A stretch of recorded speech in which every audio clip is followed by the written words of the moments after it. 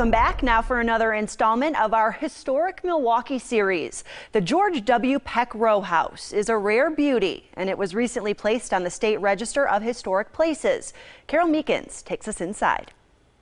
They may look like typical East Side homes, but you're looking at one of the finest examples of an endangered species in Milwaukee architecture. Row houses are fairly uncommon, and Queen Anne row houses are even less common. Jim Drager from the State Historic Preservation Society with homeowner Shan Nelson Rowe showed us around the rare and lovely Queen Anne-style row house on the city's east side, one of the last of its kind. It brings to 3 the number of houses listed on the National Register in Milwaukee. Shan and his wife have lived at Farwell and Brady for about 4 years. Their shared love of history led Shan down a road to old Milwaukee. A very unique property.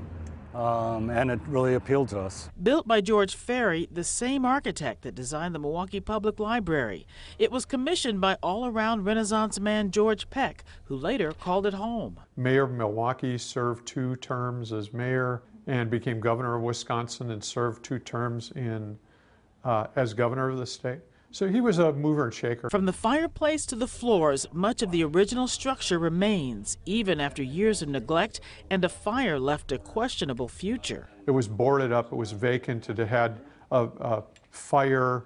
There were a lot of people who were agitating to have it demolished. But the property was saved in 2003 after a private developer came in and brought it back to life.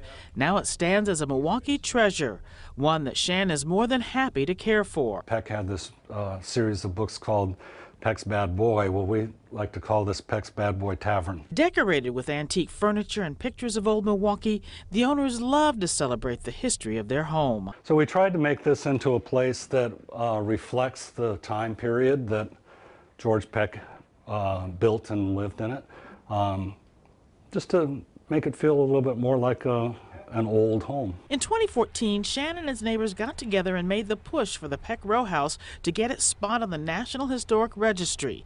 And after a process that lasted more than a year, their wish was granted. The really neat thing about the National Register is it's really at its heart, it's a collection of stories told through historic buildings. Carole Meekins, today's TMJ4.